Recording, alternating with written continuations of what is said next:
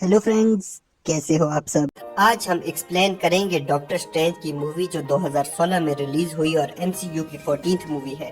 Movie के start में नेपाल में कमरताज दिखाया जाता है, जहां काइसिलियस अपने कुछ आदमियों के साथ छुप कर आता है और मैजिक की एक पुरानी किताब से कुछ पेजेस छुपाने लगता है, मगर वहां कमरताज की गुरु द एंशिएंट वन आ जाती है और काइसिलियस और उसके आदमियों से लड़ाई करती है।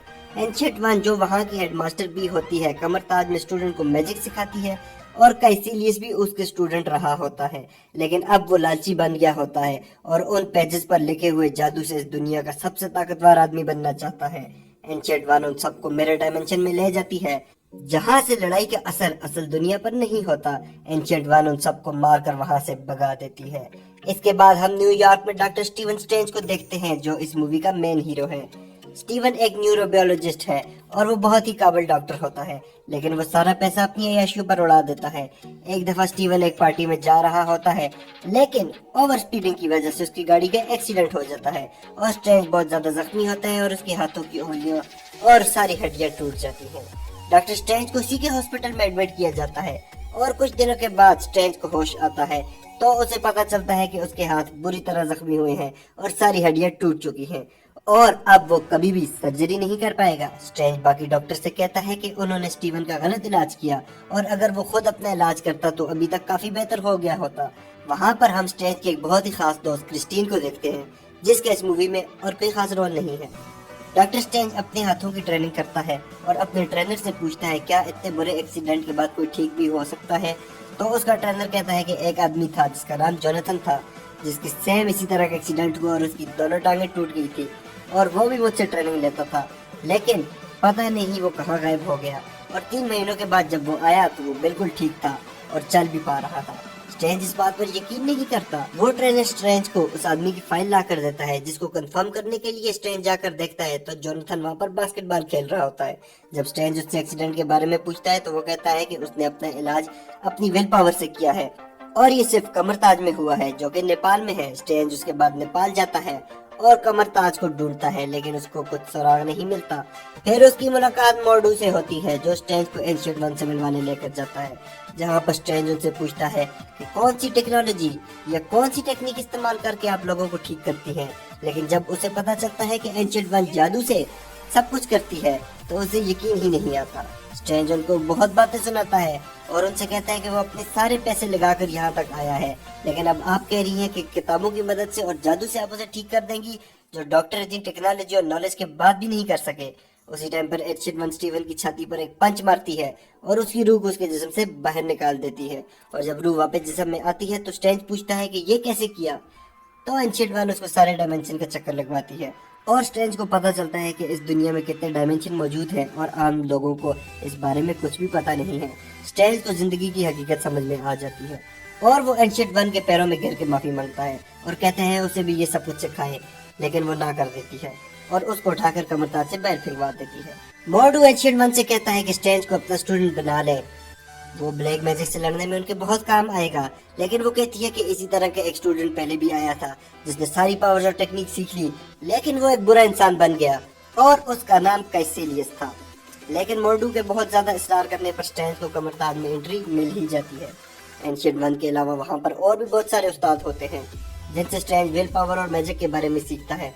वहाँ पर स्ट्रेंज की मुलाकात वोंग से भी होती है, जो लाइब्रेरी का इंचार्ज होता है और स्ट्रेंज को बुक्स पढ़ने का बहुत शौक होता है और वह लाइब्रेरी में बहुत सी बुक्स पढ़ता है और बहुत कुछ सीखता है। वहाँ एंशिएंट वन को लगता है कि स्ट्रेंज उनका मेन स्टूडेंट बन सकता है, क्योंकि उसमें बहुत कुछ नया सीखने की एक तड़प है, एक भूख है। स्ट्रेंज जितनी ज्यादा किताबें पढ़ता है वो और ज्यादा काबिल होता जाता है और अब स्ट्रेंज अपनी रूह को अपने जिस्म से निकाल सकता है और लेटे हुए भी बहुत सारे काम अपनी रूह की मदद से कर सकता था। लाइब्रेरी की कुछ बुक्स ऐसी होती हैं जो सिर्फ एंशिएंट वन पढ़ सकती है। मोर्डू और वोंग स्ट्रेंज को बताते हैं कि इस दुनिया में 3 सेंटर हैं, एक लंदन में, एक न्यूयॉर्क में और एक हांगकांग में, और यहाँ से वो लोग दुनिया पर होने वाले बाहर के हमलों से रोकते हैं, यानी कि बाहर की कोई मखलूक या किसी प्लेनेट से कोई एलियन हमला कर दे तो वो उसको रोकते हैं। इन सब बातों से स्ट्रेंज और पुरजोश हो जाता है और मजीद ट्रेनिंग करता है और एक दिन वो लाइब्रेरी के उस हिस्से में जाता है जहाँ सीक्रेट बुक होती है और वहाँ से सबसे मेन बुक उठाकर पढ़ना स्टार्ट कर देता है। और वहीं पर स्ट्रेंज को पता चलता है कि आई ऑफ अगमोटो असल में टाइम स्टोन है। स्ट्रेंज वहाँ स्पेल यूज करके टाइम स्टोन को खोलता है और उसकी पावर देखता है।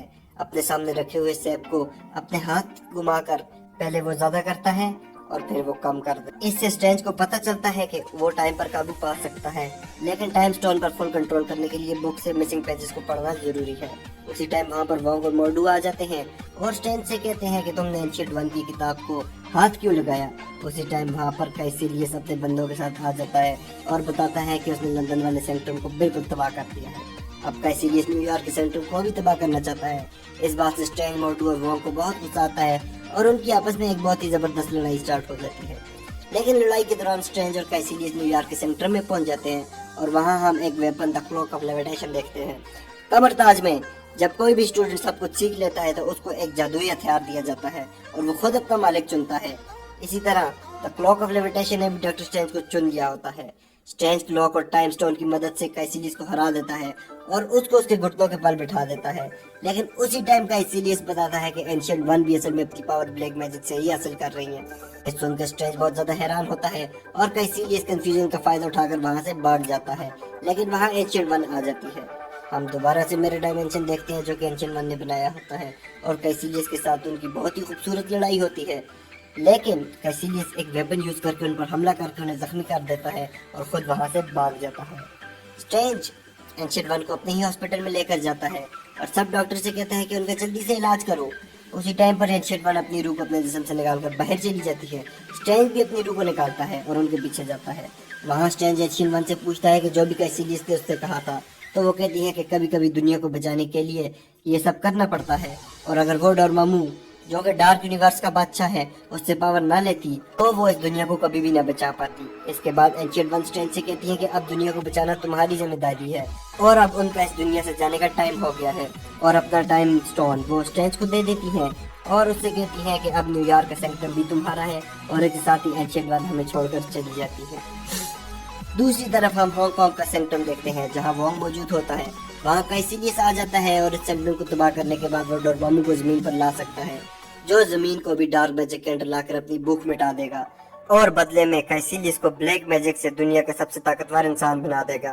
कैसिलियस डोरमामू को बुला लेता है और जैसे ही वो दुनिया पर कब्जे करने वाला होता है, डॉक्टर स्ट्रेंज वहां आ जाता है और टाइम स्टोन की मदद से डोरमामू को लेकर मिरर वर्ल्ड में पहुंच जाता है और वहां पर एक टाइम लूप बनाता है। जैसे ही डोरमामू स्ट्रेंज को मारता है वो वापस डोरमामू के सामने आ जाता है। डोरमामू बहुत बार कोशिश करता है लेकिन उस लूप से निकल नहीं पाता, तो स्ट्रेंज उससे डील करता है अगर वो जमीन को छोड़ दे और अपने साथी यानी कैसिलियस के साथ लेकर चला जाए तो वो टाइम लूप को खत्म कर देगा। डोरमामू आखिर तंग आ जाता है और स्ट्रेंज की बात को मान लेता है। खुद वो अपने साथी साथ लेकर चला जाता है और दुनिया एक बहुत बड़े खतरे से बच जाती है, क्योंकि बाकी एवेंजर तो डोरमामू को रोक नहीं पाएंगे। लग तो ऐसे ही रहा है। खैर आखिर मूवी यहाँ पर खत्म हो जाती है और एंड क्रेडिट सीन में हम देखते हैं कि स्ट्रेंज न्यूयॉर्क सेंट्रम के हेड बन जाता है और वहाँ थोर से मुलाकात भी करता है। मोर्डू किसी बंदे को मार उसकी पावर ले लेता है और मूवी फाइनली यहाँ खत्म हो जाती है। दोस्तों मूवी कैसी लगी कमेंट जरूर करना और हमें पता है कि मेडल सबसे मल्टीवर्स का टाइम है और हम ये मूवी ले रहे हैं, लेकिन अब क्या करें, दुनिया है, पता है, करना पड़ता है। इस वीडियो को लाइक जरूर करें, कमेंट करके हमारी तारीफ जरूर कीजिएगा and please subscribe the channel.